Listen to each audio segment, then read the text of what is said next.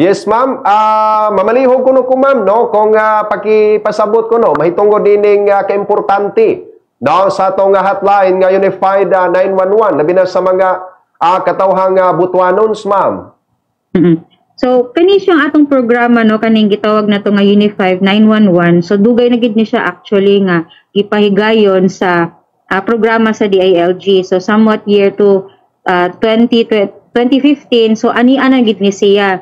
Pero dili pa lang siya ingon ana ka intensify ang application ni ini. Pero sa pag-abot sa amo ang Chief PNP nga si Police General Torre, nahimo na kini siyang mas gipa-intensify pagyod. Labi na atong gitawag namo nga 5 minutes response time.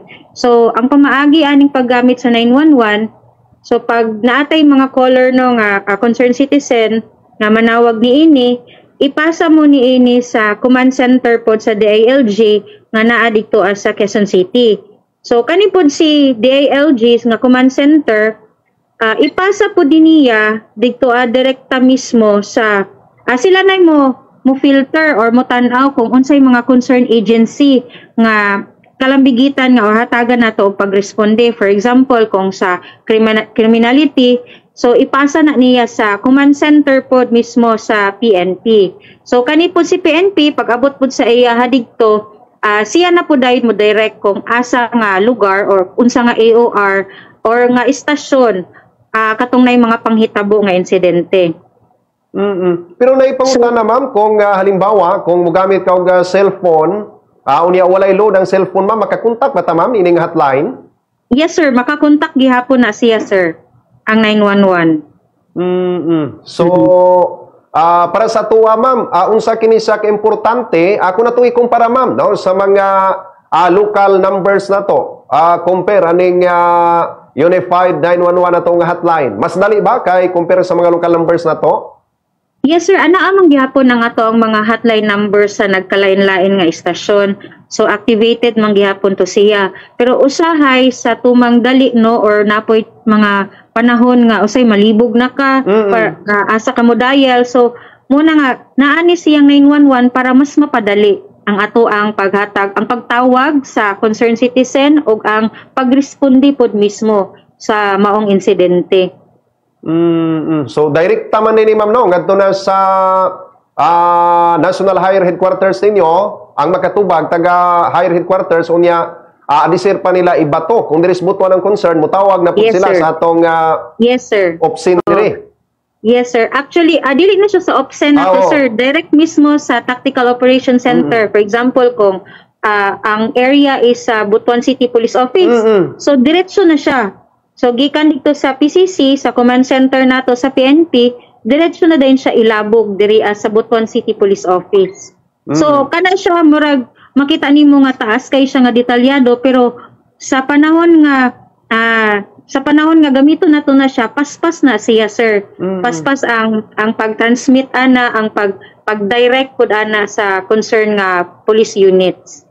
So ang mahitabo gikan sa National Higher Headquarters, tawag sila sa Tactical Operation Center. Unya halimbawa kung ang concern barangay Ampayon, ang Tactical Operation Center mo tawag na sa diri sa Ampayon nga may mo responde. Yes, sir. Naman diri ang hitabo, ma'am, no? Yes, sir. So kita na mismo diri sa Butuan City Police Office nga Tactical Operation Center, kami na mismo ang muradyo or motawag mismo dito sa ato ang istasyon kung asa na dapit nga lugar. Asa na nga lugar bilong nga station.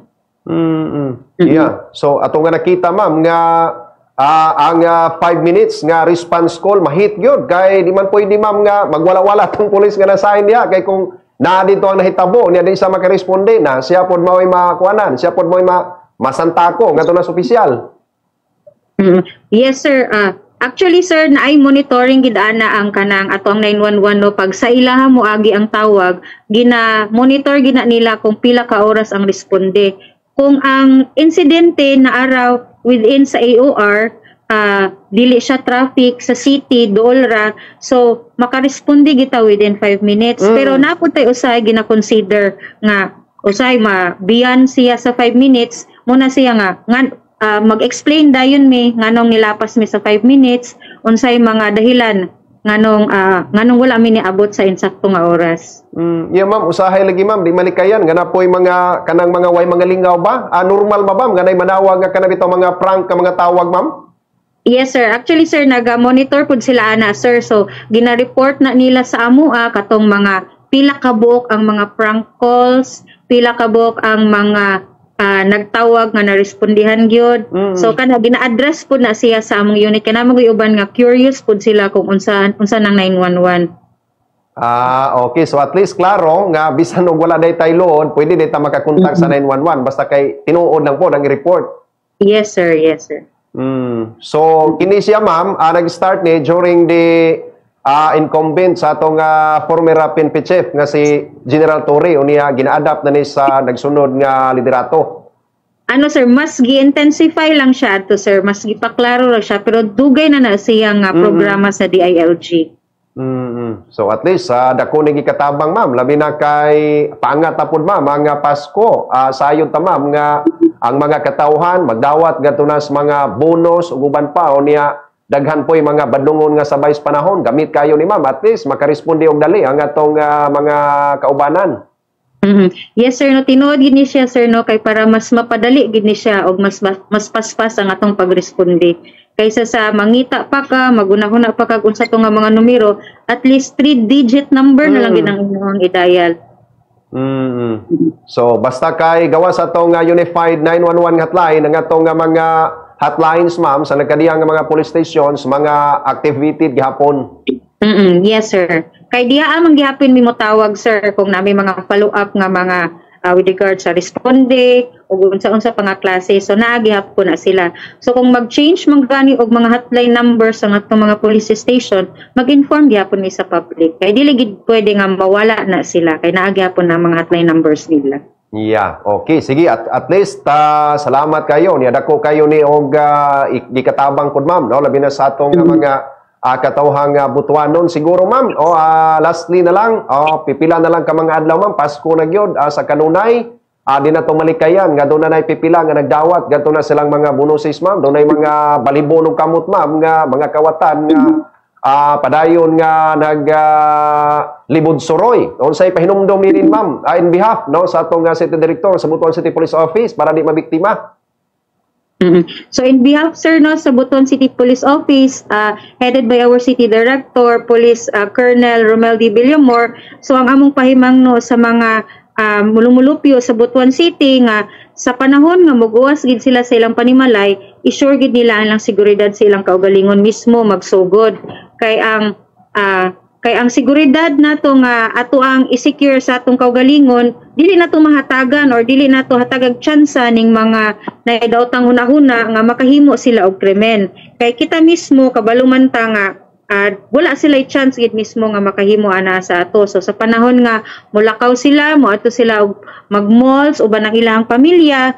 So magbantay ra pud ni sila sa ato kung kano sa sila makalugar no. So dili gid nato ni sila hatagag gayon og sa panahon man nga magkinahanglan sila og mga pagresponde og mga unsa pa yung mga aksyonanan, so dili sila mag-hesitate sir no sa pagdial sa ato ang Unified 911.